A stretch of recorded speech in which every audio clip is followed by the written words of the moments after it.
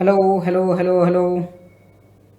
नमस्कार दोस्तों, कैसे हो आप सब लोग। डेट है आज की 4 जून 2025। स्वागत है आपका आज के करंट अफेयर डिस्कशन में। स्वागत है आप सबका। तो चलिए करंट अफेयर डिस्कशन है वो शुरू करते हैं। चलते हैं हमारे पहले आर्टिकल की ओर। तो देखो, पहले आर्टिकल की बात करें, हमारा जो पहला आर्टिकल है वो भारत में मानसून के आगमन के बारे में है। क्या है हमारा पहला आर्टिकल? वो पहला आर्टिकल है भारत में मानसून का जो आगमन है उससे रिलेटेड है। तो इस आर्टिकल में हम बात करेंगे कि मानसून क्या होता है, ठीक है, अभी ये चर्चा में क्यों है, कैसे मानसून आता है, इससे रिलेटेड क्या क्या टर्म्स है, क्या इसका प्रभाव होता है, कौन कौन से कारक है वो मानसून को प्रभावित करते हैं, इन सारी बातों के बारे में इस वीडियो में हम चर्चा करेंगे। तो सबसे पहले बात करते हैं मानसून की। मानसून होता है क्या है और अभी चर्चा में क्यों है। तो देखो, चर्चा की बात करूं कि मानसून चर्चा में क्यों है, तो देखो क्या हुआ है कि भारत में जो मानसून है ना वो कुछ समय पहले आ गया है। मतलब क्या है? मतलब ये है कि मानसून है ना वो 10 से 15 दिन पहले एंट्री ले चुका है। जो पहले मानसून की जो शुरुआत होती थी यूजुअली कुछ 10 दिन बाद में होती थी, जून के लास्ट वीक में ऐसे होती थी या मिड जून में होती थी, ऐसी होती थी। परंतु इस बार क्या हुआ है, इस बार है वो मानसून की शुरुआत पहले हो चुकी है और इस वजह से ये चर्चा का मुद्दा बन गया है। यहाँ पे देखो, आपको न्यूज समझ में आ गई। न्यूज क्या है? न्यूज ये है कि मानसून की शुरुआत है वो 8 दिन पहले हुई है। सामान्य से बात करें तो 8 दिन, वैसे 10 से 15 दिन है वो मानसून की पहले शुरुआत हो चुकी है। इस वजह से ये चर्चा का मुद्दा बना हुआ है। इंडियन मेट्रोलॉजिकल डिपार्टमेंट होता है आईएमडी, इन्होंने कहा है कि मानसून की शुरुआत है वो समय से पहले हुई है और ये जो है ना सूचना, ये फायदेमंद भी है और नुकसानदायक भी है। इस वजह से ये चर्चा का मुद्दा बन गया है। अब हम बात करेंगे कि मानसून होता क्या है। बात करेंगे मानसून क्या होता है। मानसून की बात करें तो ये जो मानसून शब्द है ये मौसम शब्द से निकला है। मानसून शब्द कहां से निकला है?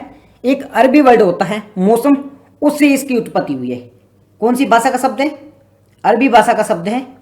क्या है? मौसमी, ठीक है। इससे बना मौसम और मौसम से बना है मानसून। मानसून बताता है कि कुछ समय में कुछ परिवर्तन हो रहा है। मतलब क्या है कि देखो, जलवायु क्या होती है? जलवायु होती है लंबे समय में अगर कोई परिवर्तन होता है, लंबे समय तक अगर कोई परिवर्तन होता है तो उसे जलवायु कहा जाता है। 15 साल, 20 साल, 50 साल में कोई परिवर्तन होता है उसे जलवायु कहा जाता है कि वहां की क्लाइमेट कैसी है। परंतु जब हम मानसून की बात करते हैं, इसका मतलब है कि हम कुछ महीनों की बात कर रहे हैं, कुछ समय के बारे में बात कर रहे हैं, तो ये मौसम कहलाता है। तो मानसून और जलवायु में आपको अंतर पता चल गया। मानसून शब्द है वो मौसमी शब्द से आया है। कहां से आया है? मौसम शब्द है और मौसम शब्द कहां का है? अरबी भाषा का शब्द है। ठीक है जी, इतनी बात आपको समझ में आ गई। चर्चा में क्यों है और मौसम शब्द क्या है, ये दो चीजें आपको समझ में आ गई होगी। अब हम बात करते हैं कि इस बार में हमें क्या क्या चीजें देखने को मिली है और कौन कौन सी चीजें हैं वो मौसम को प्रभावित करते हैं। इसके बारे में अगर हम बात करें कि मौसम की शुरुआत कैसे होती है, क्या क्राइटेरिया है, तब हम मानते हैं कि भारत में मानसून की शुरुआत हो चुकी है। तो हम बात करेंगे मानसून की शुरुआत के लिए कौन कौन से मानदंड हैं, क्या चीजें नोटिस की जाएगी, तब आईएमडी है वो घोषित करेगी कि भारत में मानसून की शुरुआत हो चुकी है। किन आधार पे? आप कहोगे कि ये व्यक्ति भाई अच्छा है, तो अच्छा बताने के लिए कोई क्राइटेरिया होता है, कोई माध्यम होता है। तो मानसून के लिए भी कोई माध्यम होगा ना। तो कौन कौन से माध्यम है जिनके आधार पर कहा जा सकता है कि भारत में मानसून की शुरुआत हो चुकी है? इसके लिए आईएमडी, इंडियन मेट्रोलॉजिकल डिपार्टमेंट ने कुछ मानदंड तैयार किए हैं, कुछ क्राइटेरिया तैयार किया है। अब ये क्राइटेरिया क्या है? क्राइटेरिया मैं आपको बताऊं तो मौसम के लिए यानी कि मानसून के लिए मानदंड, मानसून के लिए मानदंड कहो या क्राइटेरिया कहो। क्या क्या क्राइटेरिया है? सबसे पहले बात की जाती है कि भारत में सबसे पहले मानसून की शुरुआत कहां से होती है? केरल से होती है। कहां से होती है? केरल से होती है। तो केरल में अगर एक 14 स्टेशन है, आईएमडी इंडियन मेट्रोलॉजिकल डिपार्टमेंट ने 14 स्टेशन डेडिकेट किए हैं।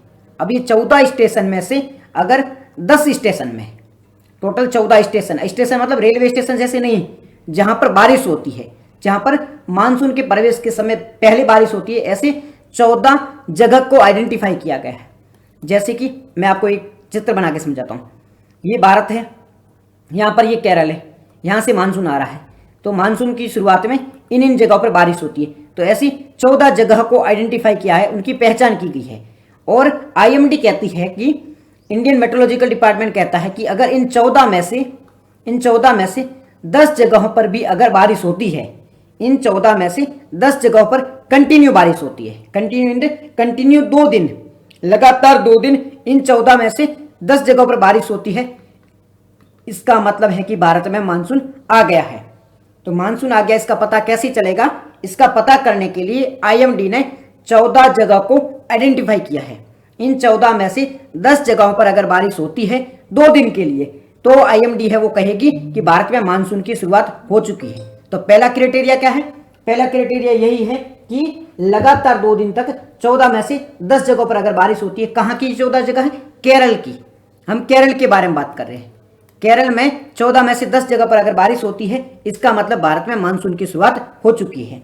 ये तो है पहला क्राइटेरिया। दूसरा क्राइटेरिया क्या है भाई? दूसरा क्राइटेरिया है पछुआ पवने। ये जो पछुआ पवने मतलब ये जो वेस्टर्ली विंड होती है ना, वेस्टर्ली विंड, ये जो पछुआ पवने होती है, इसके आधार पर डिसाइड किया जाता है कि भारत में मानसून आया है कि नहीं है। जब ये पछुआ पवने हैं, ये उत्तर दिशा में प्रवेश करती है। ये पृथ्वी मान लो, ये हमारी पृथ्वी है, ये 0 डिग्री भूमध्य रेखा है, ठीक है, ये दक्षिण गोलार्ध है, ये उत्तरी गोलार्ध है।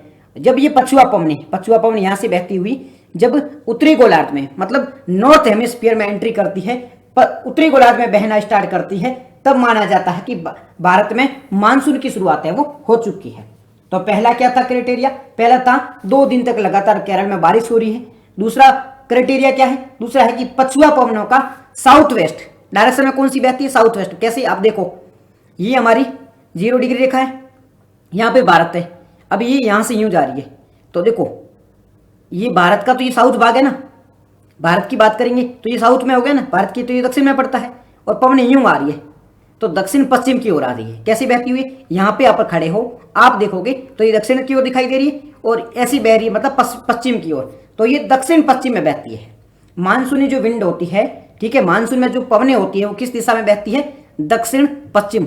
वेस्टर्ली विंड होती है जो कि साउथ वेस्टर्न दिशा में फ्लो होती है, साउथ वेस्ट में। यहां से ये देखो साउथ वेस्ट हो रहा है। अब अपन यहां खड़ा होकर नहीं देख रहे हैं, अपन भारत में खड़े होकर देख रहे हैं। आप यहां पे बैठे हो तब देख रहे हो, यहां तो ये उत्तर में हो जाएगा ना, ये उत्तर वेस्ट उत्तर पश्चिम में हो जाएगा, बट अपन यहां खड़े खड़े डिसाइड कर रहे हैं कि कौन सी दिशा में ये पवनें बह रही है।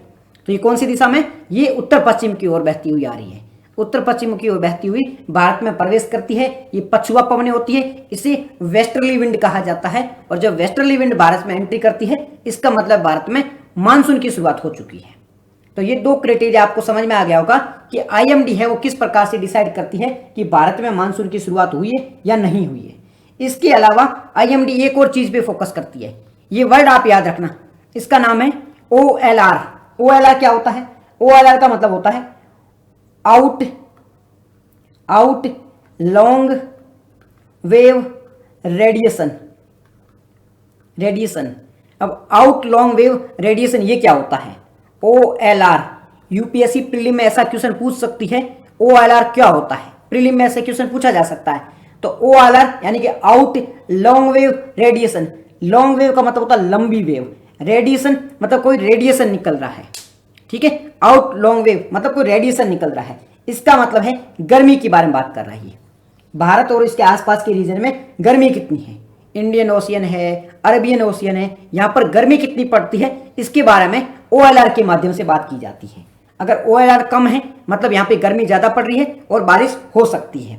तो OLR टर्म को याद रखना। आउट लॉन्ग वेव किससे जुड़ा हुआ है? अगर यूपीएससी प्रीलिम में ऐसा क्वेश्चन पूछे, OLR out long wave radiation किससे संबंधित है? यहाँ पर ऐसा क्वेश्चन पूछे, भारत के मौसम को प्रभावित करने वाले कारकों में से क्या क्या है, क्या OLR भारत के मौसम को प्रभावित करता है? तो आप हाँ, OLR भारत के मौसम को प्रभावित करता है, ये आपका उत्तर होगा। यहाँ पे हमने 3 कारण देख लिए कि किस किस माध्यमों के माध्यम से बताया जा सकता है कि भारत में मानसून आ चुका है। तो इसके 3 फैक्टर के बारे में बात की थी। पहला क्या था? पहला हमने देखा था कि भारत में केरल में लगातार 2 दिन तक बारिश हो रही है, ये पहला फैक्टर था। फिर हमने बात की थी कि अगर पछुआ पवन है, अगर वेस्टर्ली विंड है वो प्रवेश कर चुकी है, तो ये दूसरा फैक्टर हो जाएगा। तीसरा क्या था? तीसरा था OLR के बारे में। OLR है वो भी निर्भर करता है, भारत के मौसम को डिसाइड करता है। तो ये 3 टर्म से आपको याद रहने चाहिए कि भारत का मौसम है वो किन किन से प्रभावित होता है। याद रहेगा? यहां तक कोई कंफ्यूजन नहीं है आपको? ठीक है, अगर यहां तक कंफ्यूजन नहीं है तो आगे बढ़ते हैं। आगे बढ़ते हैं, नेक्स्ट है कि भारत में समय से पहले कैसी मौसम आ गया है। हर बार है वो 7 से 10 दिन लेट आता था, तो इस बार हम कह रहे हैं कि समय से पहले आ गया। तो समय से पहले क्यों आया है? अगर 10 दिन पहले आया है तो वो क्यों आया, क्या कारण थे, इस वजह से मौसम पहले आ गया। अब इसके पीछे कारण तो होगा, क्योंकि ज्योग्राफी से जुड़े हुए जो भी टर्म्स होते हैं उसके लिए पीछे कुछ ना कुछ तो साइंस होती है, कुछ ना कुछ तो लॉजिक होता है। वो सारी बातें हवा में नहीं होती है। ऐसे नहीं कि भगवान ने बोल दिया नहीं मौसम जाओ, ऐसा नहीं होता है। उसके पीछे कुछ ना कुछ लॉजिक होता है। तो क्या लॉजिक है जिसके कारण समय से पहले हमें यहाँ पे मानसून देखने को मिला है? तो समय से पहले अगर मानसून के जल्दी आने के कारण की बात करें तो यहाँ पे लिख लेते हैं, समय से पूर्व मौसम के आने के कारण। अभी कारणों की बात करें तो सबसे पहला कारण क्या है? सबसे पहला कारण है मैडन जूलियन दोलन। क्या मतलब होता है इसका? लिख लो, MJO। MJO का मतलब होता है, M का मतलब होता है मैडन, M का मतलब मैडन, J का मतलब होता है जूलियन, जूलियन, और MJO, O का मतलब होता है दोलन, O का मतलब होता है दोलन। अब इसका मतलब क्या होता है? MJO का मतलब होता क्या है? MJO का मतलब अगर आपको सिंपल भाषा में समझाऊं तो देखो, ये जो उष्णकटिबंधीय क्षेत्र होता है जिसे हम सब ट्रॉपिकल जोन कहा जाता है, ट्रॉपिकल क्षेत्र कहा जाता है। ट्रॉपिकल क्षेत्र कौन सा है? ये जो हमारा है ना 0 डिग्री और 23 डिग्री के बीच का, ये ऊपर कर्क रेखा है, ये भूमध्य रेखा है और ये मकर रेखा है। इसके बीच का जो क्षेत्र है इसे क्या कहा जाता है? इसे अपना ट्रॉपिकल रीजन कहा जाता है, उष्णकटिबंधीय क्षेत्र कहा जाता है। तो जब हम MJO के बारे में बात करते हैं, मैडन जूलियन दोलन के बारे में बात करते हैं, तो ये उष्णकटिबंधीय क्षेत्रों में बादल की तरह घूमता रहता है। यहाँ पे एक बादल बने होते हैं जिन्हें MJO कहा जाता है, मेजन जूलियन कहा जाता है, मैडन जूलियन कहा जाता है। ये बादल बने हुए होते हैं, इनमें घूमते रहते हैं। ये जो उष्णकटिबंधीय क्षेत्र है यहाँ पर घूमते रहते हैं। तो जब ये है ना भारत की ओर प्रवेश करेगा, हिंद महासागर या अरबियन ओशी में प्रवेश करेगा, इसका मतलब है कि भारत या अरब सागर के आसपास बारिश होने वाली है। फिर से समझाऊं, हम बात कर रहे हैं कि भारत के मौसम में जल्दी आने के पीछे कारण कौन कौन से हैं, कौन कौन से कारण है जिसके कारण भारत में मौसम है वो जल्दी से आया है, कौन कौन से कारण है। तो इसके पीछे पहला जो कारण हमने बात कर रहे हैं MJO। अब MJO क्या होता है? मैडन जूलियन के बारे में बात करते हैं। ये क्या होता है मैडन जूलियन? मैडन जूलियन का मतलब होता है कि जो हमारा जो ट्रॉपिकल रीजन है, उष्णकटिबंधीय क्षेत्र है। देखो मैं सिंपल भाषा में समझो, उष्णकटिबंधीय जो क्षेत्र होता है भूमध्य रेखा के बीच वाला क्षेत्र, ठीक है। भूमध्य रेखा उत्तर में कर्क और दक्षिण में है वो कौन सी? मकर रेखा। उसके बीच का जो क्षेत्र है, ठीक है, वो उसे उष्णकटिबंधीय क्षेत्र कहा जाता है। जब वहां पर जो है ना गर्मी बहुत ज्यादा होती है, तो ये जो गर्मी वाला एरिया होता है यहाँ पर ये बादल घूमते रहते हैं। MJO क्या है? एक बादल है, एक बादलों का, बहुत बड़े बादलों का झुंड है। सिंपल भाषा में ये बादलों का झुंड है जो यहाँ पर घूमता रहता है। जब ये बादलों का झुंड उत्तर में आता है, उत्तर में मतलब अरब सागर में प्रवेश करता है, इसका मतलब यहाँ पे बारिश होने वाली है। जब ये अरब सागर में आता है और एक्टिव हो जाता है तो भारत में बारिश देखने को मिलती है। तो सबसे पहला कारण है भारत में इस बार मौसम आने के पीछे सबसे पहला जो कारण है वो क्या है? MJO है। MJO UPSC प्रीलिम में क्वेश्चन पूछ सकती है, मेंस में भी इस प्रकार के क्वेश्चन पूछे जा सकते हैं कि बारिश को प्रभावित करने वाले कारक, मौसम को प्रभावित करने वाले कारक, या डायरेक्ट मौसम पे ही मेंस में क्वेश्चन आ सकता है। तो इन सारे फैक्टर के बारे में आपको पता होना चाहिए कि MJO क्या होता है, ठीक है। तो पहला कारण क्या है जल्दी बारिश आने के पीछे? जो पहला कारण है वो है MJO, मैडन जूलियन ऑक्सीलेशन, जिसे दोलन भी कहा जाता है। पहली बात आपको याद रह गई, ठीक है, पहला पॉइंट याद रह गया। दूसरे पॉइंट के बारे में बात करते हैं। दूसरा पॉइंट क्या है? मैस्करन हाई। अब ये मैस्करन हाई क्या होता है? लिख लेते हैं, मैस्करन हाई। अब ये पॉइंट सारे याद रखना। भारत में मौसम को कौन कौन प्रभावित करता है तो भी यह पॉइंट आएंगे। मौसम जल्दी आने के पीछे तो भी यही कारण रेस्पॉन्सिबल है। ऐसे क्वेश्चन प्रीलिम मेंस कहीं पे भी पूछे जा सकते हैं। MJO के बारे में ऑलरेडी जान चुके हम। MJO बादल का झुंड है, मैस्करन हाई अभी मैस्करन हाई क्या होता है? अफ्रीका के पास में एक जगह है, ये जो हमारा हिंद महासागर है, हिंद महासागर, ठीक है, यहाँ पर ये मान लो इंडिया है, ये अफ्रीका है, तो यहाँ पर एक द्वीप है, उस द्वीप का नाम क्या है? मैस्करन द्वीप। मैस्करन द्वीप, ये जो मैस्करन द्वीप है ना, जब यहाँ का तापमान हाई होता है, यहाँ का तापमान क्या होता है? हाई होता है। जब यहाँ का जो तापमान होता है वो लो होता है। अगर तापमान लो होगा इसका मतलब यहाँ पे दाब हाई होगा। किसी स्थान का, देखो मैं एक और चीज आपको साइंस की बताऊं कि एक तो होता है तापमान, एक होता है दाब। तापमान का मतलब होता है टेम्परेचर, दाब का मतलब होता है प्रेशर, ठीक है, ये दोनों ऑपोजिट होती है। जब तापमान किसी स्थान का ज्यादा है तो वहां पर दाब कम होगा। कोई स्थान है वहां पे गर्मी बढ़ा दो, गर्मी बढ़ेगी ना तो ये जो हवाएं होती है ये गर्म होने के कारण हल्की हो जाएगी और ऊपर उठ जाएगी। ऊपर उठ जाएगी मतलब यहाँ पे क्या बन जाएगा? यहाँ पे लो प्रेशर बन जाएगा। किसी स्थान का अगर तापमान ज्यादा है तो उस स्थान का जो प्रेशर होगा वो कम होगा, और अगर किसी स्थान का तापमान है वो कम है, तापमान है वो कम है, तो वहां पर प्रेशर ज्यादा होगा। क्योंकि तापमान कम है तो हवा ठंडी होगी, हवा ठंडी होगी तो ये पूरी हवा नीचे आ जाएगी, नीचे आएगी तो वहां पे दबाव ज्यादा बनेगा। इसलिए जो हमारे आर्कटिक रीजन है ना, वहां पे दबाव ज्यादा देखने को मिलता है, और जो भूमध्य रेखा के आसपास की जगह है वहां पर दबाव कम देखने को मिलता है। तो ये चीज याद रखना, तापमान ज्यादा है दबाव कम है, और तापमान कम है इसका मतलब है दबाव है वो ज्यादा है। ये दोनों ऑपोजिट काम करते हैं, ये चीज याद रहेगी। अब हम बात करें थे किसके बारे में? मैस्करन हाई के बारे में। तो मैस्करन मैस्करन क्या है? एक द्वीप है। मैस्करन एक द्वीप है।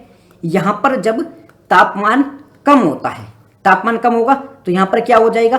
दबाव है वो ज्यादा हो जाएगा, यहां पे हाई प्रेशर जोन बन जाएगा। हाई प्रेशर मतलब उच्च दबाव क्षेत्र बन जाएगा, उच्च दबाव क्षेत्र बन जाएगा। मैस्करन द्वीप पर जब तापमान कम होगा तो वहां पर क्या होगा? दबाव बढ़ जाएगा, दबाव बढ़ जाएगा, वहां पर हाई प्रेशर जोन बन जाएगा। जब वहां पर हाई प्रेशर जोन बनेगा तब क्या होगा? हाई प्रेशर जोन बनने के कारण ये जो क्षेत्र है यहां से जो हवाएं हैं वो ऊपर जाने की लगेगी। फिर से एक चित्र बना लेता हूं। ये अफ्रीका मान लो, अफ्रीका है, ये हमारा भारत है, ये ऑस्ट्रेलिया है। यहाँ पे मैस्करन द्वीप है, यहाँ पे हाई प्रेशर है, मतलब यहाँ पे दबाव ज्यादा है। दबाव ज्यादा होगा तो हवाई कहाँ चलेगी? कम दबाव की ओर। कम दबाव कहाँ है? भारत की ओर। तो जब ये हवा इधर चलेगी तो इसके नीचे समुद्र पड़ा है, तो समुद्र के पानी को भी लेके चलेगी तो भी बारिश आएगी। तो पहला हमने बात की थी किसके बारे में? मैडन जूलियन के बारे में। दूसरा पॉइंट हमारा क्या है? मैस्करन हाई। पहला है मैडन जूलियन, एमजीओ के बारे में बात की थी। दूसरा क्या है? दूसरा है हमारा मैस्करन हाई। दूसरा क्या पॉइंट है हमारा? मैस्करन हाई पॉइंट है। ये दोनों आपको समझ में आ गया, मैस्करन पॉइंट समझ में आ गया आपको, मैडन जूलियन ऑक्सीलेशन आपको समझ में आ गया है, ठीक है, दोनों चीज समझ में आ गई। अब हम तीसरे फैक्टर के बारे में बात करते हैं। तीसरा फैक्टर है सोमाली जेट। Somali jet. अब ये सोमाली जेट क्या होती है? आपको पता है सोमालिया देश के बारे में। अफ्रीका में एक देश है सोमालिया, अफ्रीका में एक देश है सोमालिया।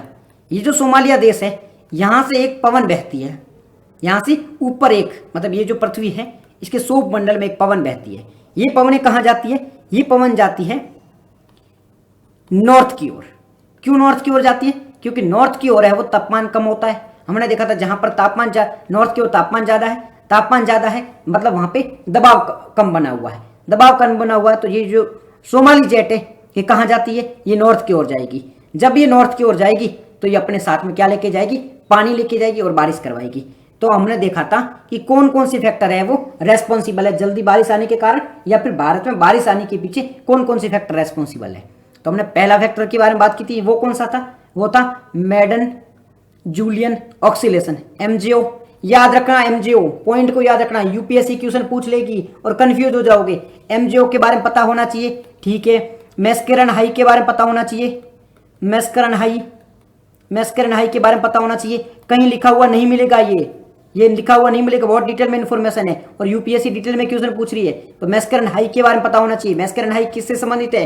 तो बारिश के कारण संबंधित है। एक द्वीप है, वहां पर अगर तापमान ज्यादा हो, वहां पे अगर प्रेशर ज्यादा होगा तो वहां से जो हवाएं हैं वो उत्तर की ओर बहेगी और भारत में बारिश आने के पीछे रेस्पॉन्सिबल है। तो ये मैस्करन हाई है। तीसरा है सोमाली जेट। सोमाली जेट के बारे में पता होना चाहिए। सोमाली जेट किसके लिए रेस्पॉन्सिबल है? भारत में बारिश के लिए रेस्पॉन्सिबल है। अगर सोमाली जेट अपनी ओर बह रही है इसका मतलब भारत में बारिश ज्यादा होगी। ये चीज याद रहेगी। सोमाली जेट वाला याद रहेगा पॉइंट। हमने 3 पॉइंट डिस्कस कर लिए। सोमाली जेट के बारे में बात किया हमने मैस्करन हाई के बारे में बात किया है, हमने मैडन जूलियन ऑक्सीलेशन के बारे में बात किया है। 3 फैक्टर है वो रेस्पॉन्सिबल है भारत में रेनफॉल के लिए, याद रहेगा। यहाँ पे चौथा है हीट लो। चौथा पॉइंट क्या है? हीट लो। अब हीट लो क्या होता है? हीट लो के बारे में बात करते हैं तो गर्मी के टाइम में आपको पता है भारत और ये देखो मैं मैप बनाता हूं, ये हमारा भारत है और ये पाकिस्तान है, ये पाकिस्तान मान लो। तो गर्मी के कारण ये जो क्षेत्र है ना, यहाँ पे गर्मियाँ ज़्यादा पड़ती है। ये भारत पाकिस्तान है, राजस्थान, गुजरात, महाराष्ट्र, ये जो रीजन यहाँ पे गर्मियाँ ज़्यादा पड़ती है। तो इन रीजन में गर्मियाँ ज़्यादा पड़ने के कारण क्या होता है, यहाँ की जो हवाएं होती है वो गर्म होकर ऊपर उठ जाती है। ऊपर उठने के कारण यहाँ पे क्या बनता है?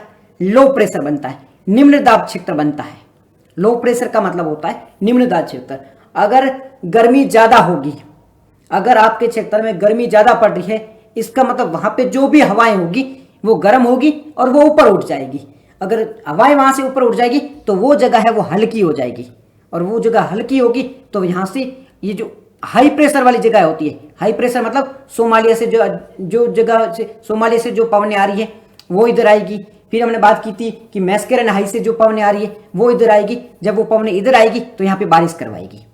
तो सोमालिया जेट के बारे में पता होना चाहिए, मैस्करन हाई के बारे में पता होना चाहिए, हीट लॉ के बारे में पता होना चाहिए। हीट लॉ क्या है? भारत और पाकिस्तान की ये जो बाउंड्री आसपास पड़ती है, यहाँ पर गर्मियों के टाइम में बहुत ज्यादा गर्मी पड़ती है। गर्मी ज्यादा पड़ने के कारण यहाँ पे तापमान ज्यादा होता है, और तापमान ज्यादा होगा तो यहाँ पे दबाव क्षेत्र कम होगा, लो प्रेशर बेल्ट बनेगा, और लो प्रेशर बेल्ट के कारण ये वहां से विंड को अट्रैक्ट करेगा, नॉर्थ जो साउथ वेस्ट वाली विंड है उसको अट्रैक्ट करेगा और भारत में बारिश होगी। ये फैक्टर आपको याद रहेगा। हीट लो याद रखना, सोमाली जेट को याद रखना, मैस्करन हाई को याद रखना, मैडन जूलियन ऑक्सीलेशन को याद रखना। ये 4 पॉइंट है वो इनको याद रखना कि भारत में जल्दी बारिश के कारण ये सारे 4 फैक्टर है वो रेस्पॉन्सिबल है।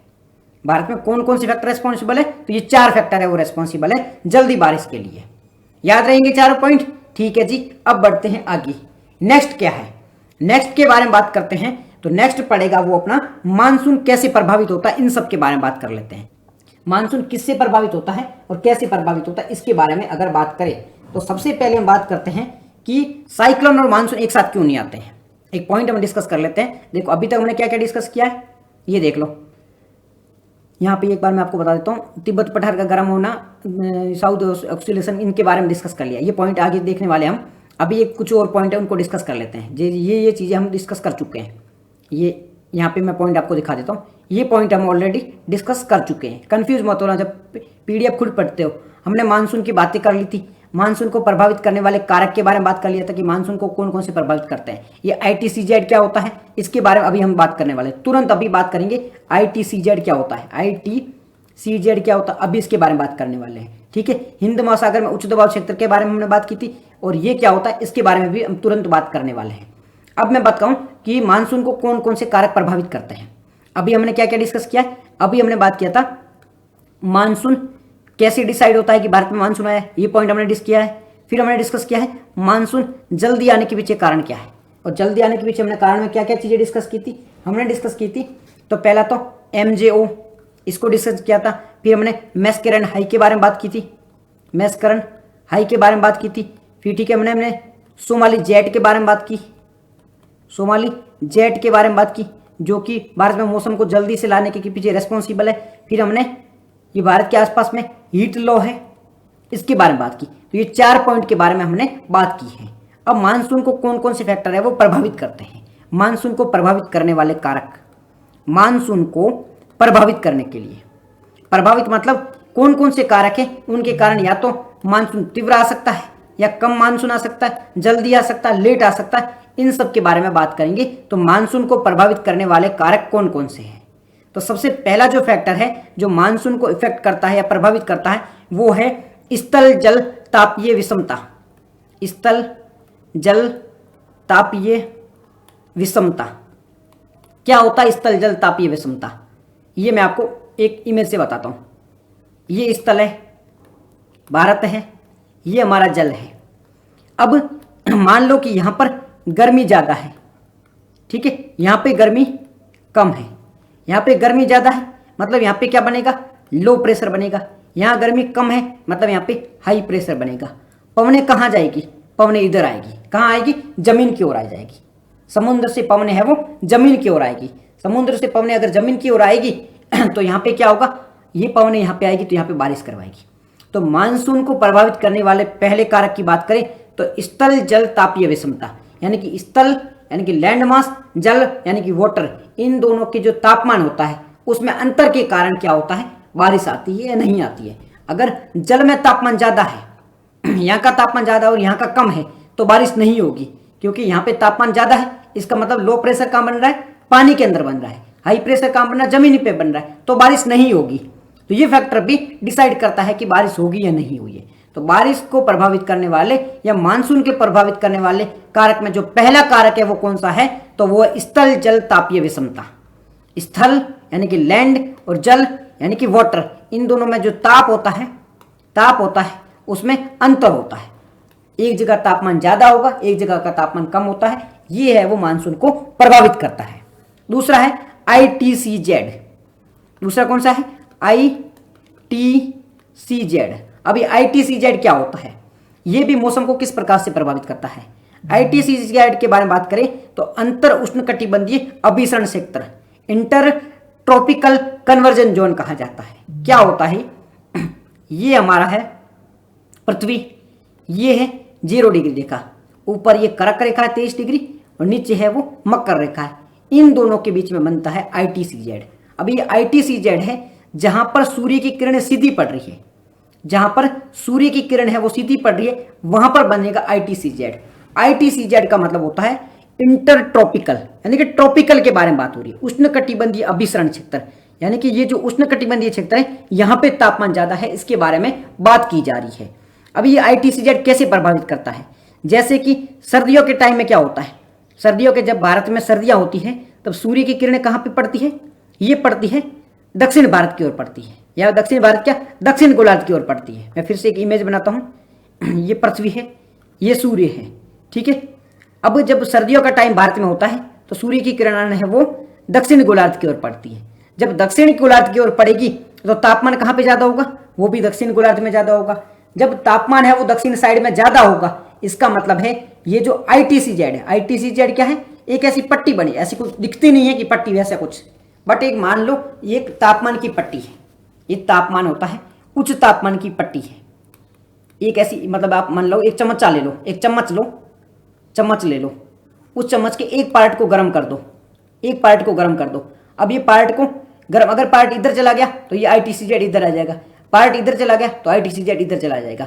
मतलब जहां जहां गर्मी पहुंचेगी तो वो वहां पे पार्ट गर्म होता जाएगा। जैसे कि आपने चम्मच लिया, इस चम्मच को ताप में रखोगे तो ये गर्म ज्यादा होगा, ये गर्म है वो कम होगा।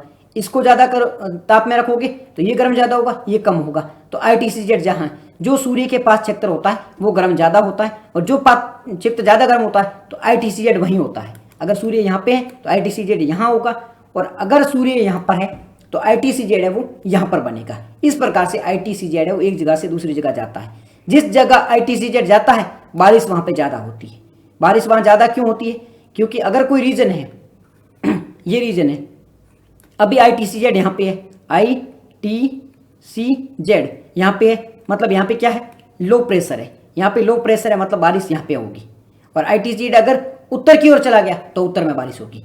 तो बारिश को प्रभावित करने वाले या मौसम को प्रभावित करने वाले पहला कारक कौन सा था, वो था स्थल जल के तापमान में अंतर। दूसरा है ITCZ, inter tropical conversion zone, जहां जहां ये जाएगा वहां पर बारिश होगी, तो इंटर ट्रॉपिकल कन्वर्जन जोन यानी कि ITCZ। फिर तीसरा पॉइंट है हिंद महासागर में उच्च दबाव क्षेत्र। ये भारत है, ये है हिंद महासागर।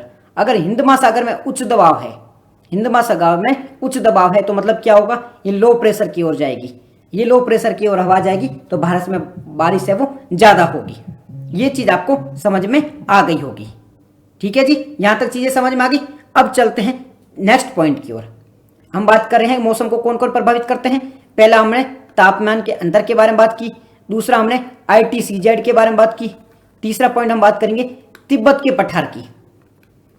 तिब्बत का पठार है वो किस प्रकार से तापमान को डिसाइड करता है। तिब्बत का पठार है ना, वो कैसे डिसाइड करता है कि भारत में मानसून आएगा नहीं आएगा, कब आएगा मानसून, कैसे आएगा, इसको तिब्बत का पठार भी डिसाइड करता है। कैसे होता है तिब्बत का पठार, क्या करता है, ये मान लो भारत है, मान के लो भारत ही है, यहां पर ये तिब्बत का पठार है।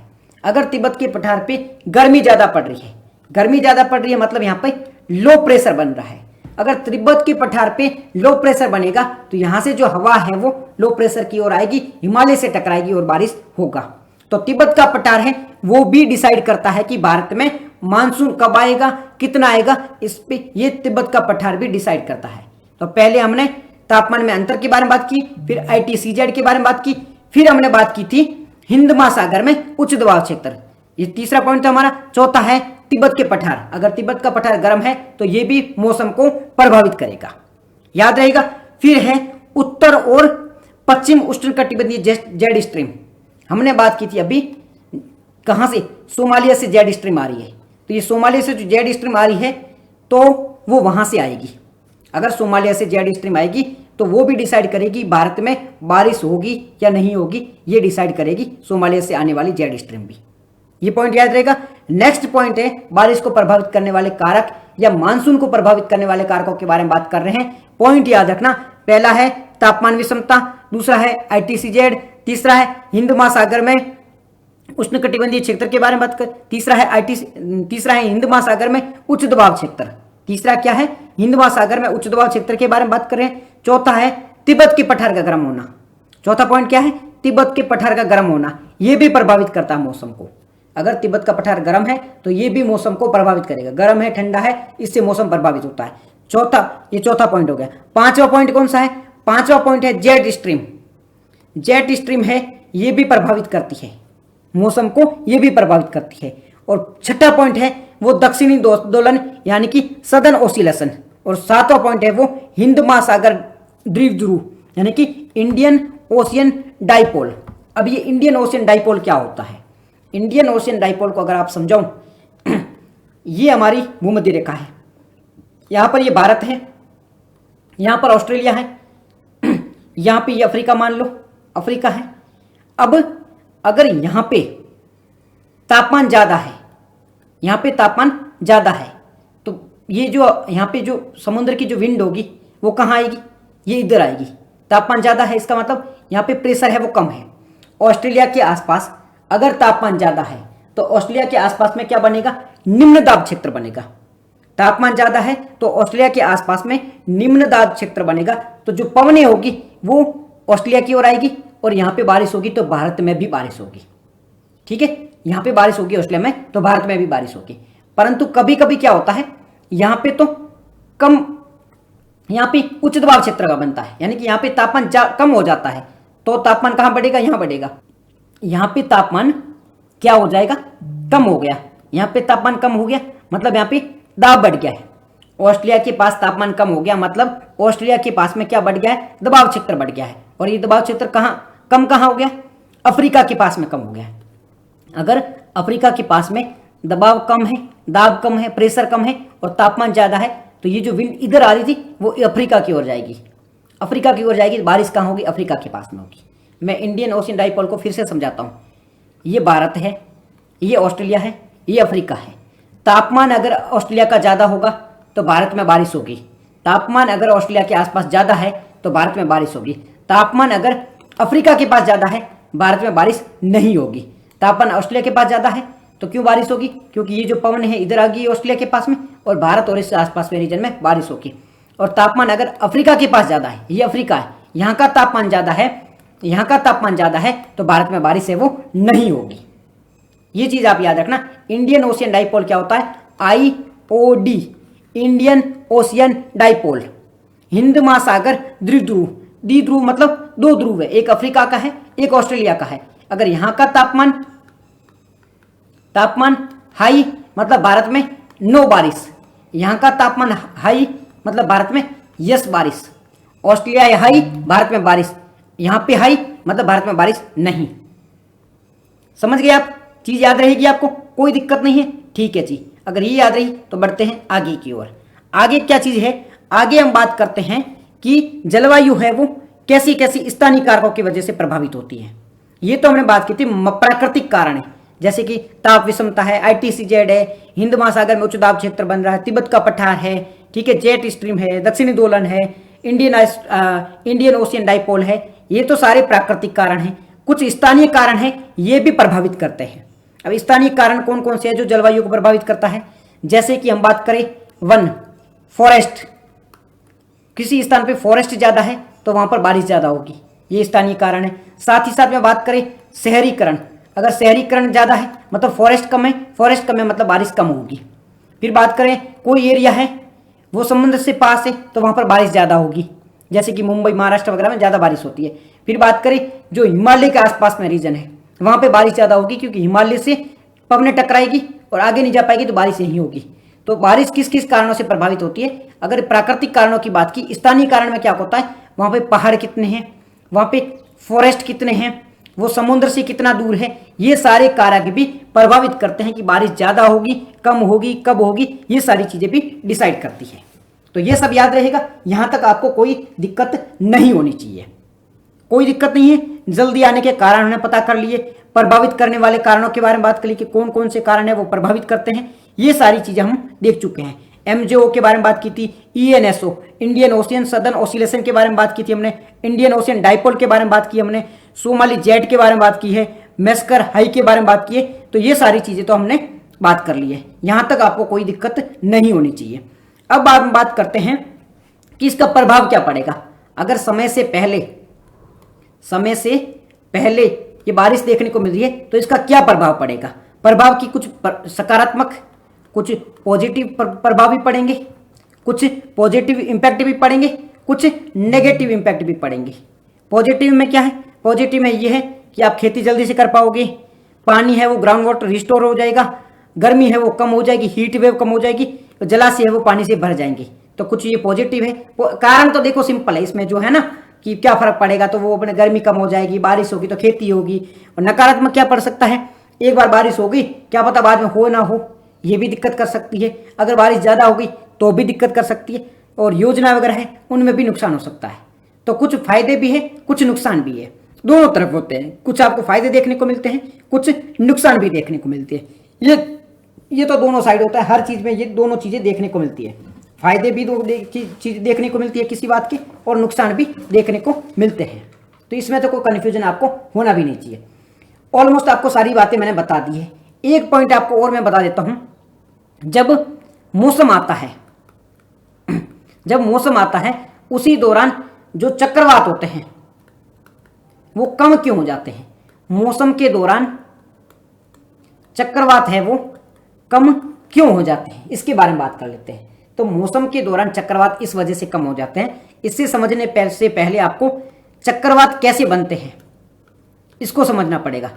चक्रवात यानी कि साइक्लोन कैसे बनते हैं। साइक्लोन बनाने के लिए कौन कौन सी कंडीशन है।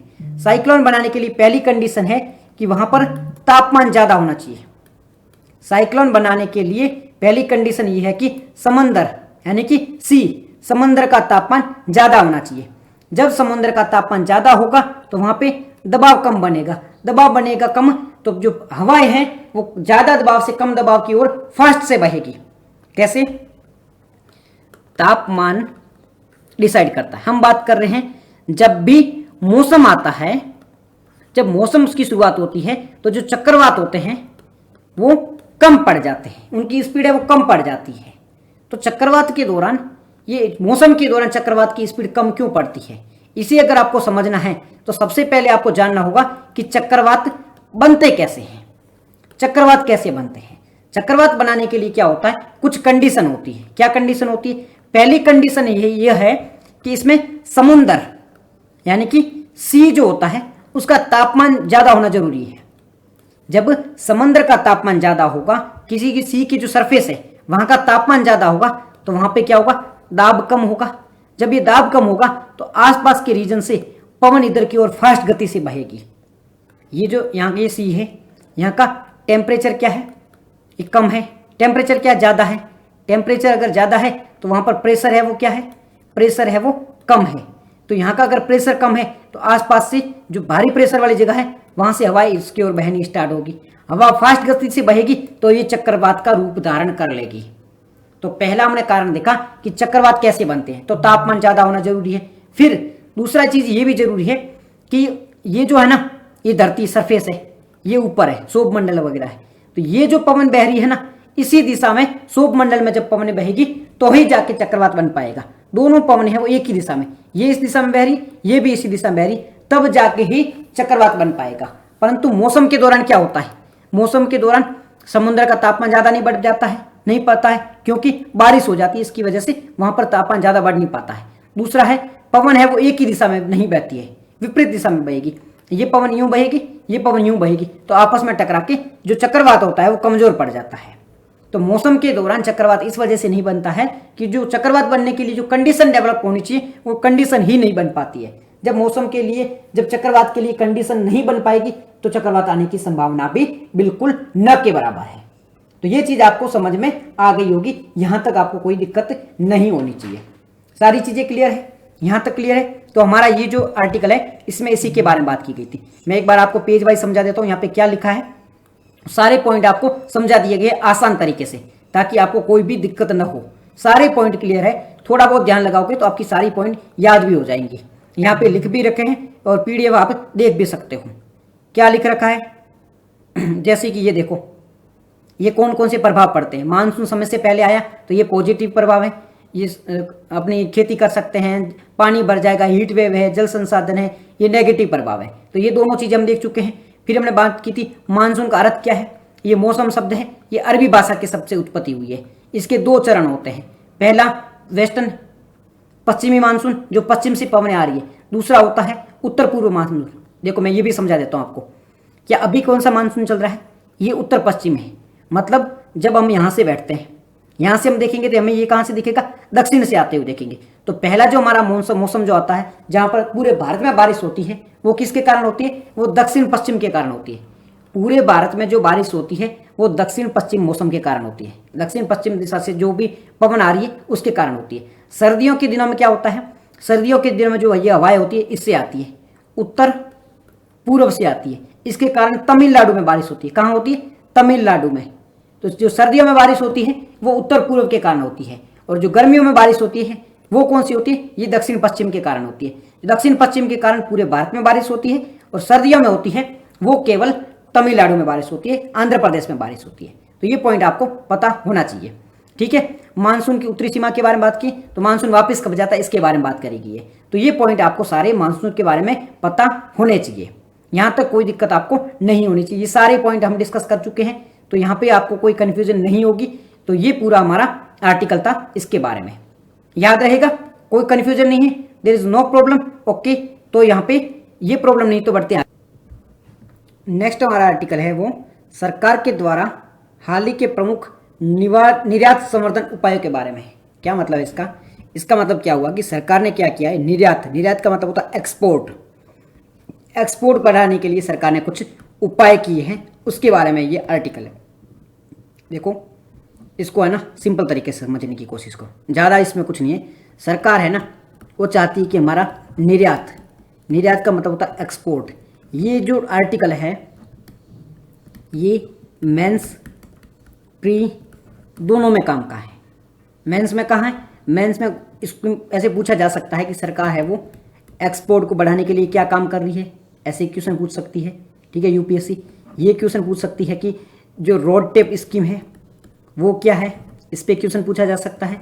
निर्यात क्यों बढ़ना चाहिए, ये क्वेश्चन पूछा जा सकता है। हाल ही के वर्षों में निर्यात घटा है बढ़ा है, ऐसा क्वेश्चन पूछ सका है, तो यूपीएससी इस पर क्वेश्चन पूछ सकती है।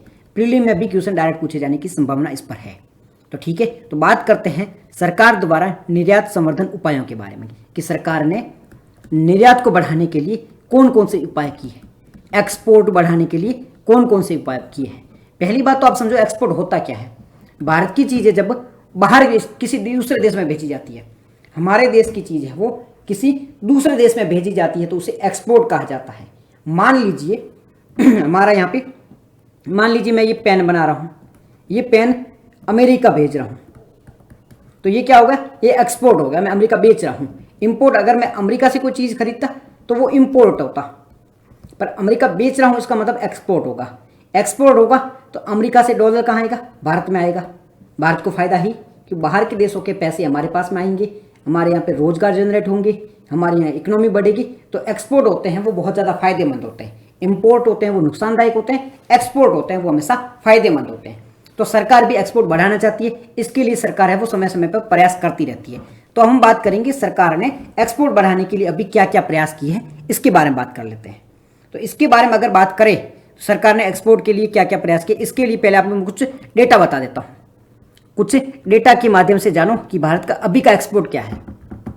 अगर भारत के अभी के निर्यात के बारे में बात करें तो अभी भारत का कुल निर्यात कितना है, 824 बिलियन है। 824 बिलियन डॉलर का भारत का अभी का जो एक्सपोर्ट है।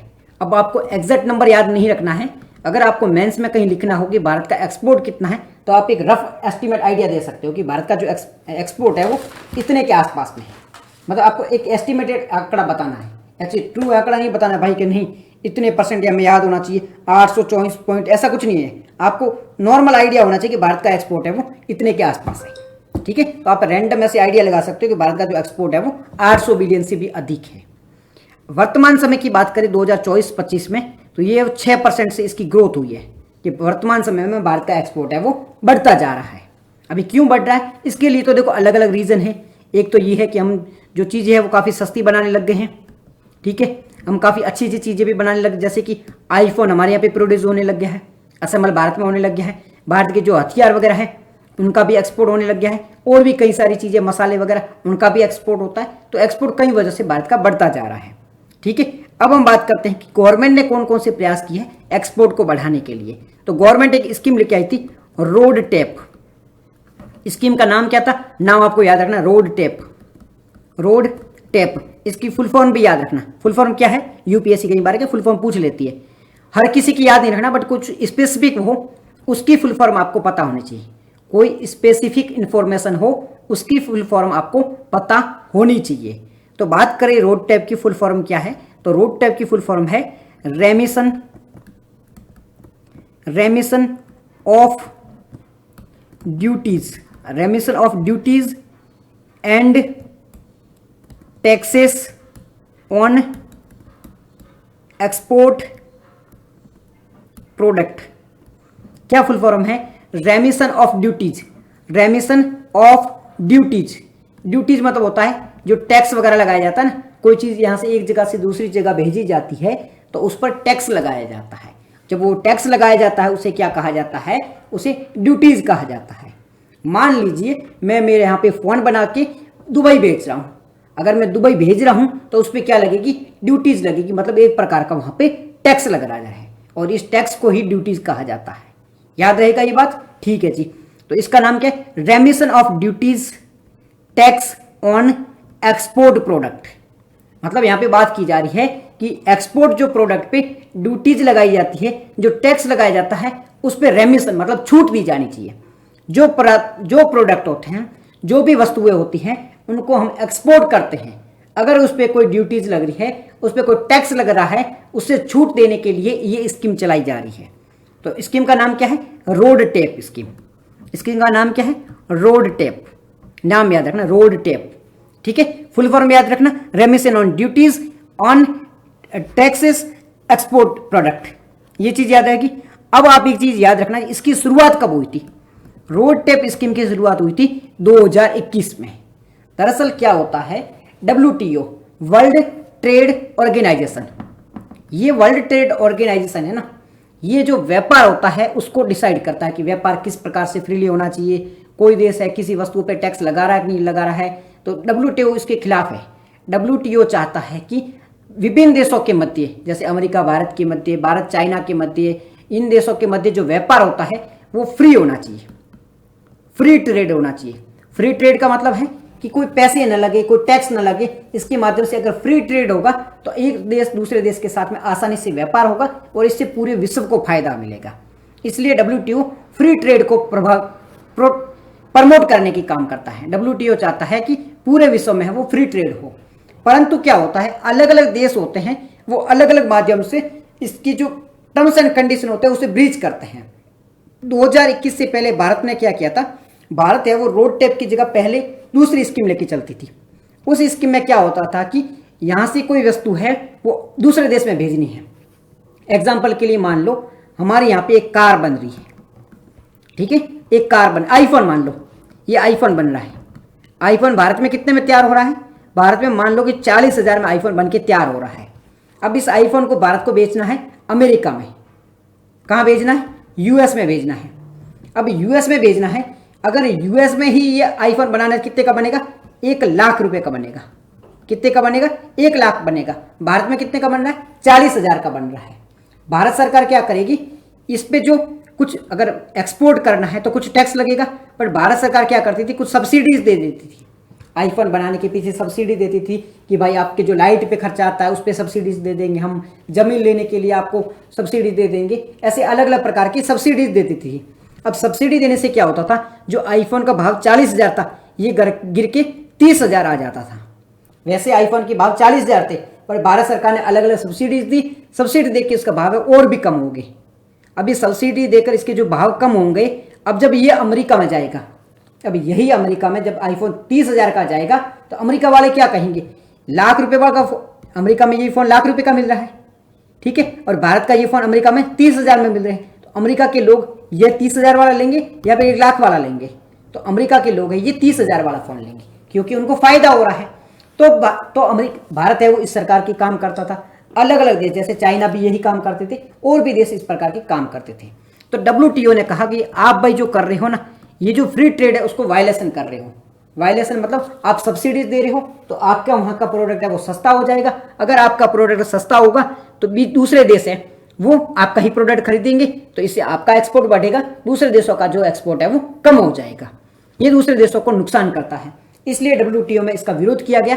तो भारत ने क्या किया, ये जो पहले सब्सिडीज के द्वारा स्कीम दी जा रही थी इसको भारत ने खत्म कर दिया, और उसके स्थान पे 2021 में भारत सरकार है वो रोड टैप स्कीम लेके आती है।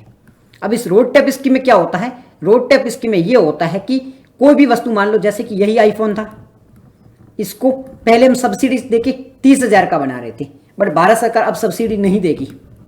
अब इस आईफोन को बनाने में अलग अलग टैक्स लगते हैं, जैसे कि इसका मदरबोर्ड बना है, इसकी स्क्रीन लगेगी, इसमें बैटरी लगेगी, अलग अलग प्रोडक्ट लगेंगे सारे। अब इन अलग अलग प्रोडक्ट पे अलग अलग टैक्स लगेंगे। किस पे कोई चीज़ बाहर से मंगवा रहे तो उस पर एक्साइज ड्यूटी लगेगी, वेट, अपने GST लगेगा, और भी कई सारे टैक्स लगेंगे, सर्विस टैक्स लगेगा, इनकम टैक्स लगेगा, बहुत सारे टैक्सेस इन पे लगते हैं, ठीक है, इलेक्ट्रिसिटी का बिल लगता है, ये सारी चीज़ मिला के इन पे बहुत सारे टैक्स लगते हैं। अब ये सारे टैक्स ऑलरेडी लग चुके हैं, फिर जब इस आईफोन को हम एक्सपोर्ट करने की कोशिश करते हैं, अब सारे टैक्स मिला के ये आईफोन हमारा 50,000 का पड़ा है, ठीक है, फिर हम जाते हैं एक्सपोर्ट करने के लिए, तो यहाँ पर भी पहले एक टैक्स लगता था, यहाँ पर भी एक पहले टैक्स लगता था, इसके कारण आईफोन और महंगा हो जाता है। अब गवर्नमेंट ने क्या किया, गवर्नमेंट ने कहा कि अगर यहाँ पे आप सारे टैक्स है वो जमा करवा देते हो तो क्या होता है, गवर्नमेंट यहाँ पर आपको रिबेट दे देगी। अगर कोई वस्तु आप एक्सपोर्ट कर रहे हो और उस पर ऑलरेडी सारे टैक्स लगे हुए हैं, तो जब आप एक्सपोर्ट करोगे तब आपको गवर्नमेंट है वो रिबेट दे देगी। रिबेट क्यों देगी, ताकि आपकी वस्तु है वो थोड़ी सस्ती हो जाए। पहले बहुत महंगी थी, गवर्नमेंट यहाँ पे बहुत सारे टैक्स लगे थे इसलिए महंगी हो गई थी, गवर्नमेंट यहाँ पे आपको जैसे 100 रुपए का टैक्स लगा था तो गवर्नमेंट आपको 20 या 30 रुपए का रिबेट दे देगी, मतलब आपको रिफंड दे देगी। रिफंड देने से आपकी वस्तु जो 50,000 की बिक रही थी अब ये 40 की बिक रही है, तब आप इसे अमेरिका में भेजोगी तो ये सस्ती बिकेगी। तो रोड टेप ये स्कीम यही करती है कि अगर आपकी कोई वस्तु है उसे एक्सपोर्ट करना चाहती हो तो गवर्नमेंट है वो जो टैक्स लगते थे बहुत सारे उसके बदले में कुछ रिबेट दे देगी, कुछ आपको फायदा दे देगी। यही है road tap scheme. Road tap का मतलब होता है, ऐसे समझो कि रोड से क्या होता है, एक्सपोर्ट होता है, एक वस्तु दूसरे स्थान पे जाती है, मतलब एक्सपोर्ट हो रहा है, तो एक्सपोर्ट पे जो फायदा लगवाते हैं वो है रोड टैप स्कीम। तो सरकार ने निर्यात यानी कि एक्सपोर्ट को बढ़ाने के लिए जो पहले स्कीम लेके आए थे उसका नाम है road tap scheme. Road tap scheme है वो WTO के भी अकॉर्डिंग है। WTO में इसका विरोध नहीं किया जा सकता क्योंकि WTO के सारे जो गाइडलाइन है उसका रोड टैप स्कीम में फॉलो किया जा रहा है। तो रोड टैप स्कीम आपको याद रहेगी, यहां तक कोई दिक्कत नहीं है। तो ये था एक्सपोर्ट को बढ़ाने के लिए रोड टैप स्कीम के बारे में आर्टिकल था। नेक्स्ट जो हमारा आर्टिकल है वो है स्वायत्त उपग्रह के बारे में। ये रहा स्वायत्त उपग्रह यानी कि ऑटोमेटिक सैटेलाइट के बारे में। अब ये स्वायत्त उपग्रह क्या होता है, ऑटोमेटिक जो सैटेलाइट होते हैं ये होता क्या है। सबसे पहले मैं बात करूं कि ऑटोमेटिक सैटेलाइट के बारे में बात करें, ये स्वायत्त उपग्रह के बारे में, तो ऐसे सैटेलाइट जो अपने आप चले, ऐसे सैटेलाइट जो अपने आप काम करें, उनके लिए ना तो आप कोई मानव रखने की जरूरत है, ये अपने आप अपना काम करेंगे, इमेज लेनी है अपने आप ले लेंगे, किसी स्थान पे कुछ काम करना है तो अपने आप करेंगे, कोई रिसर्च करनी है तो अपने आप कर लेंगे। तो ये जो सैटेलाइट होते हैं वो अपने आप से काम कर लेते हैं, इन्हें ऑटोमेटिक या स्वायत्त उपग्रह कहा जाता है। ये एआई बेस्ड होते हैं, यानी कि आर्टिफिशियल इंटेलिजेंस के आधार पे काम करते हैं। इनमें आर्टिफिशियल इंटेलिजेंस इनबिल्ड होती है, उसके आधार पे ये मशीन लर्निंग करते हैं, सीखते हैं और ऑटोमेटिक अपना काम करते हैं। तो स्वायत्त सैटेलाइट क्या होते हैं? जो ऑटोमेटिक काम करते हैं, अपने अकॉर्डिंग काम करते हैं, किसी ह्यूमन इंटरफेरेंस की जरूरत नहीं होती है, उसे ऑटोमेटिक सैटेलाइट कहा जाता है। कौन कौन सी टेक्नोलॉजी इसमें यूज की जाती है? एआई का उपयोग किया जाता है इसमें, आर्टिफिशियल इंटेलिजेंस का इसमें उपयोग किया जाता है। यूज क्या क्या होता है? इसके बहुत सारे यूज होते हैं। क्या क्या यूज होता है? जैसे कि ये कई सारी चीजों को समझ सकती है आसानी से, अपनी मरम्मत है वो खुद ही खुद कर सकती है, ईंधन भर सकती है, कहीं से मलबा हटाना तो वो हटा सकती है, हमारी जो सिक्योरिटी है उसको इनहेंस कर सकती है, निगरानी रख सकती है, हमारे देश की रक्षा कर सकती है। तो कई माध्यम में ये मदद भी कर सकती है। तो ये इसके कुछ बेनिफिट थे। इसके कुछ चैलेंजेस भी है। चैलेंज क्या है? नैतिकता का खतरा है, इसका कोई मिसयूज कर सकता है, कोई देख नहीं रहा है तो ये गलत चीजें भी सीख सकती है, तो इसके कुछ खतरे भी देखने को मिल सकते हैं। तो ये जो आर्टिकल था वो एआई के बारे में था, एआई और स्वचालित उपग्रह के बारे में था, यानी कि ऑटोमेटिक उपग्रह में था। ठीक है, नेक्स्ट जो हमारा आर्टिकल है वो है भारत की पहली जीन एडिटिंग भेड़ के बारे में। जीन एडिटिंग भेड़ क्या होती है? जीन एडिटिंग के भेड़ का मतलब है ऐसी भेड़ जिसका जो जीन है उसे एडिट किया गया है। अब जीन एडिट कैसे करते हैं? जीन एडिट के लिए अलग अलग तकनीकें अपनाई जाती हैं, इसके बारे में आपको बाद में बताता हूं, पहले बता देता हूं कि ये चीज हुई क्या है। दरअसल क्या हुआ है कि एक संस्था है, कहां की संस्था है? कश्मीर की एक संस्था, एक यूनिवर्सिटी है, शेर ए कश्मीर कृषि विज्ञान यूनिवर्सिटी। इन्होंने क्या किया है? भेड़ को लिया और उसमें जीन को एडिट कर दिया, यानी कि उसमें कुछ चेंजेस कर दिए। ये काम किसने किया? कश्मीर की एक यूनिवर्सिटी है उसके द्वारा किया गया है। नाम आपको याद रखने की आवश्यकता नहीं है। कश्मीर की एक कृषि यूनिवर्सिटी, उसके द्वारा ये काम किया गया है। अब इसमें क्या होता है? ये जो यूनिवर्सिटी है, कृषि यूनिवर्सिटी, इससे पहले भी 2012 में ये जो पश्मीना बकरी होती ना, कश्मीर में एक बकरी पाली जाती है जो कि पश्मीना होती है, उस बकरी को क्या कहा जाता है? पश्मीना बकरी। इन्होंने पश्मीना बकरी के भी जीन में एडिट किया था। ठीक है, पहली जो भैंस थी, क्लोन भैंस, उसमें भी एडिटिंग इसी यूनिवर्सिटी द्वारा की गई थी। यानी कि ये यूनिवर्सिटी ऑलरेडी ऐसे काम कर चुकी है, सक्सेसफुली इन्होंने काम की है, तो काफी अच्छा भी माना जा रहा है। अब ये जो इन्होंने एडिटिंग की है, इसे किस प्रकार से किया, कौन सी टेक्नोलॉजी का इन्होंने उपयोग किया है? तो इन्होंने क्या किया है, ये कोई भेड़ है, उसमें इस प्रकार के जीन होते हैं, जीन ऐसे होता है, डीएनए सीक्वेंस होता है, ये मान लो ऐसे होता है। अब ये क्या होता है? क्रिस्प सीआर, ये होता है क्रिस्प केस 9। अब क्रिस्प 9 क्या होता है? ये कैची मान लो, क्रिस्प केस, ये क्या होता है? ये कैची मान लो। ये नाम क्या है? क्रिस्प केस सीआर, यहाँ देखो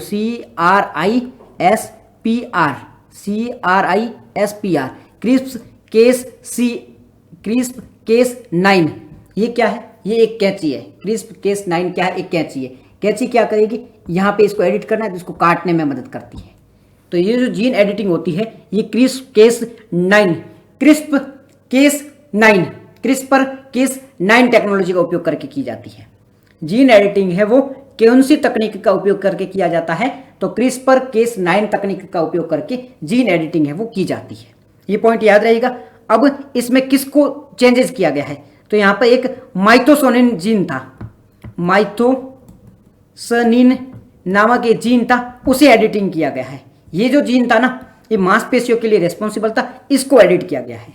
फायदे क्या होगा? फायदे ये होगा कि ये जो भेड़ है वो बीमारियों में भी लड़ पाएगी, आसानी से बीमार नहीं पड़ेगी, मांस इसमें बहुत ज्यादा देखने को मिलेगा, मांस का जो उत्पादन होता है वो काफी ज्यादा देखने को मिल सकता है, प्रकृति के अनुकूल भी है।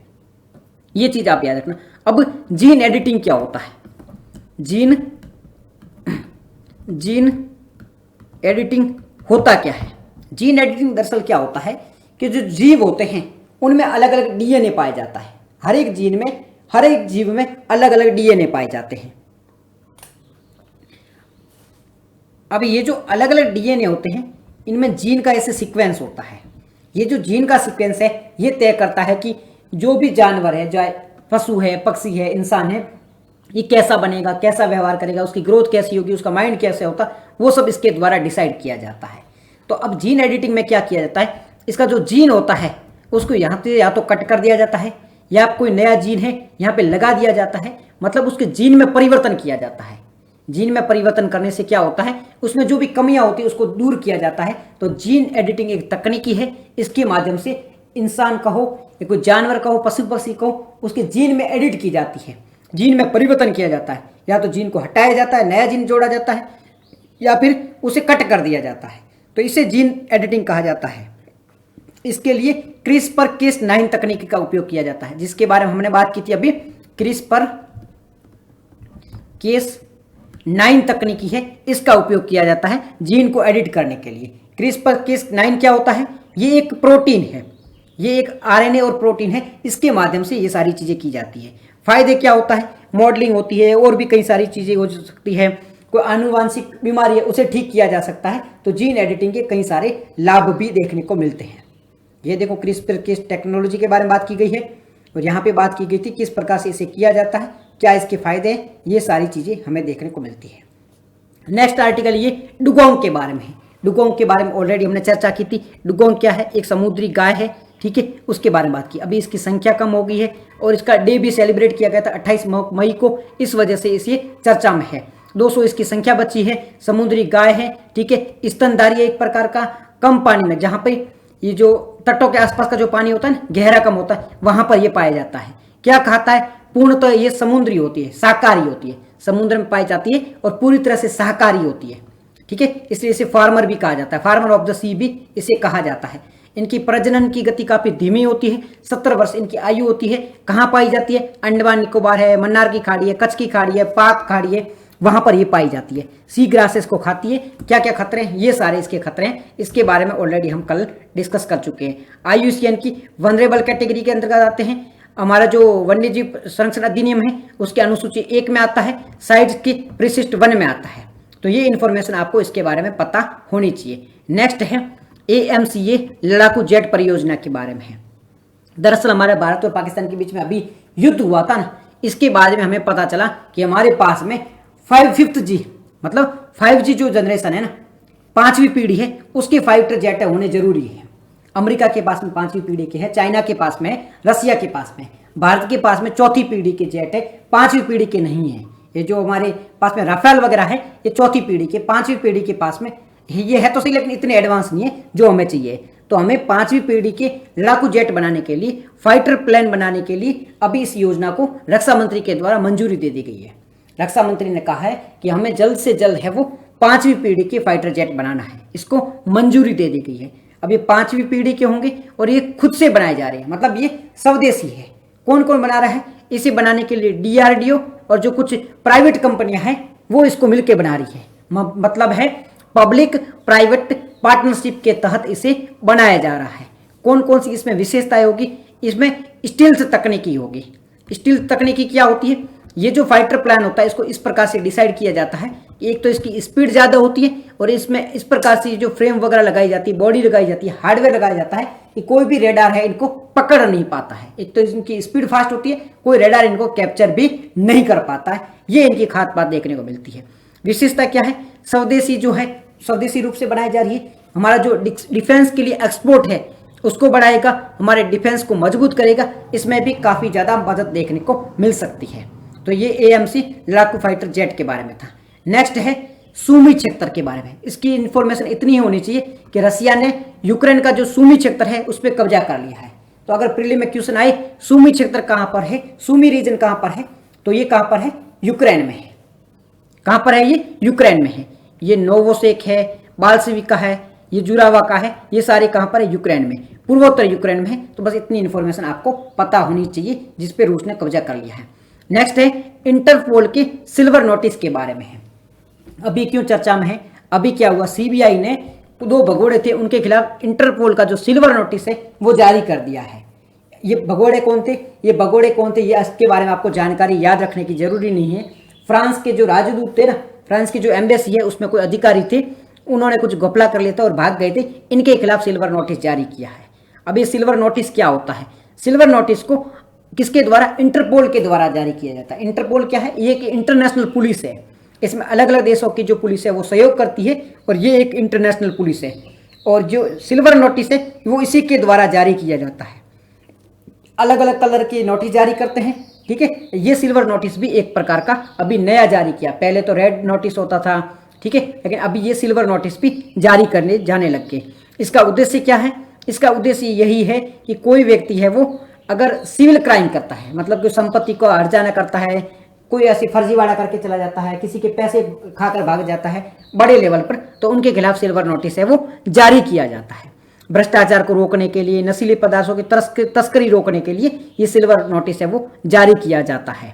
194 देश हैं वो इंटरपोल है उसके सदस्य हैं।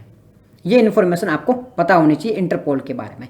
नेक्स्ट है लद्दाख आदिवासी नीति 2025 के बारे में। लद्दाख आदिवासी नीति क्या है, लद्दाख में लोग बसाने के बारे में। जब से 2019 से लद्दाख है वो यूनियन टेरिटरी बने हैं, तब से वहाँ पे लोग बसाए जा रहे हैं, इसके लिए ये नीति बनाई गई है। इसमें क्या है, इसमें है कि 2035 तक जो भी लद्दाख में कंटिन्यू बसेगा वो वहाँ का स्थानीय माना जाएगा, उसको और भी बेनिफिट दिए जाएंगे। जो नौकरी होगी गवर्नमेंट उसमें 5% उसे एक्स्ट्रा आरक्षण भी दिया जाएगा। तो ये लद्दाख आदिवासी नीति के बारे में है। ये जम्मू कश्मीर से थोड़ी अलग है। जम्मू कश्मीर की जो नीति है वो उसमें 7 साल तक है और यहाँ पर 15 साल के बारे में बात की गई है। 15 साल तक जो लद्दाख में बसेगा वही वहाँ का आदिवासी होगा। नेक्स्ट है माउंट कंचनजंगा के बारे में। माउंट कंचनजंगा ये कहाँ पर है, ये हमारे सिक्किम में है। अभी क्यों चर्चा में है कि अभी यहाँ पर जो भी घूमने जाता था, जो भी पर्वतारोहण करने के लिए जाता था, उनको प्रतिबंधित कर दिया गया है, उनको बैन कर दिया गया है कहाँ पर, ये सिक्किम में है। सिक्किम और नेपाल की सीमा पर कंचनजंगा स्थित है। कंचनजंगा है वो भारत की सबसे ऊंची चोटी है। कंचनजंगा है वो भारत की सबसे ऊंची चोटी है और वर्ल्ड की तीसरी सबसे ऊंची चोटी है। माउंट एवरेस्ट सबसे पहली है, तीसरी ये है और भारत की सबसे ऊंची चोटी यही है। ऊंचाई कितनी है, 8,586 किलोमीटर इसकी ऊंचाई, 8,586 मीटर इसकी ऊंचाई है। भारत और सिक्किम की सीमा पर स्थित है, ठीक है। और भी थोड़ी बहुत इन्फॉर्मेशन इसके बारे में पता होना चाहिए, बाकी ज़्यादा इसके बारे में रॉकेट साइंस नहीं है। ये कुछ क्वेश्चन दे रखे हैं, इनको जरूर देखो। डुगोंग संरक्षण के बारे में ये क्वेश्चन पूछा गया, इसका उत्तर देने की आप ट्राई करो, उत्तर इसका जरूर देना। आई वॉन्ट आंसर, पढ़ा हुआ है उत्तर दो, पढ़ा हुआ है इसका उत्तर देने की कोशिश करो, इसका भी उत्तर देने की कोशिश करो। तीसरा क्वेश्चन है इसका भी उत्तर देने की कोशिश करो। चौथा, पांचवा, छठा, ये 3-4 जो भी क्वेश्चन है इनके ये उत्तर दिए गए हैं, आप क्वेश्चन के आंसर देने की कोशिश जरूर करो। Thank you very much for joining the session.